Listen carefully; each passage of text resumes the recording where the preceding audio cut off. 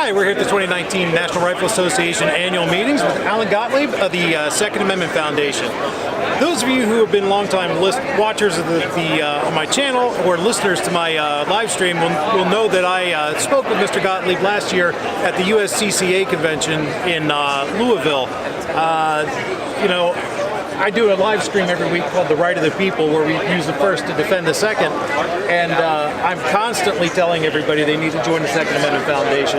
Thank you. It is that important. 80% of existing pro-gun case law is a direct result of this man's organization's work, and there's, what, 39, 40 active cases right now? 39 or 40, I can't even remember. It's 39 or 40. 39 or 40. So what would you say here in 2019 are we facing that's maybe a little different from last year? Not exactly really different from last year, with the exception, because with the Democrats in control of the House, we're seeing legislation move in Congress that we don't like in the House. But it's not going to get signed by President Trump, so I'm not that concerned about it. But it shut down our national agenda in Congress is stalled. So most of the action we're seeing now is going to be in the courts this year. We've just won 2 key victories recently. The Deerfield, Illinois ban on semi-automatic firearms and high-capacity magazines struck down on one of our suits, and likewise the ban on gun ownership in public housing in the state of Illinois has been struck down by one of our suits just recently. But what I'm really excited about is we have 2 cases about cert petitions sitting before the U.S. Supreme Court right now. One of them is a case out of California known as Pena. Pena deals with California's got a handgun roster and a micro-stamping requirement for new semi-automatic firearms in the state.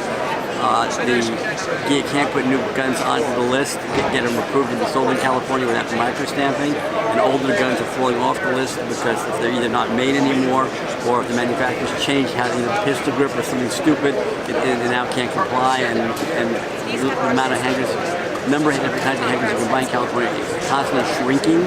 Gee, it's almost like they did that on purpose. Yes, they did do it on purpose. So that's before the U.S. Supreme Court right now, and we're hoping they're going to grant cert, and we'll hear that case before the Supreme Court. We have a second one, a cert petition before the court, known as Mance, out of Texas. It's challenging part of the State Gun Control Act that says you can't buy a handgun in the state that you're not a resident of. Now it's the same background check done nationally in the instant check. And so our argument is that there's no public interest in saying you should be able to buy a handgun anywhere now. The government can't show that. We wanted the trial court.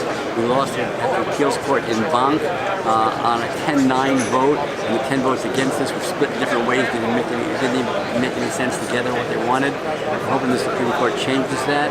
The importance to us why we brought the case is Mance is a person who lives in Washington, D.C., where you can now own handguns because we've won on other suits in Washington, D.C., but there's no place to buy a handgun except one licensed dealer who works at a police department. There's no inventory, so you have to tell them what you want. He has to order it for you, and he charges you an outrageous fee to be able to get it.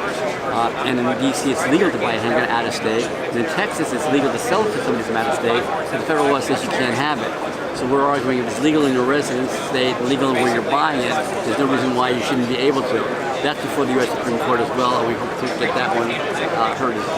We're waiting on pins and needles. Any day they can say, yes, we're going to hear the case. So there you have it. This is why it is so critical. I mean, join the other gun rights organizations, but make sure that you join the Second Amendment Foundation as well. It's $150 for a life membership, $15 a year for a yearly membership.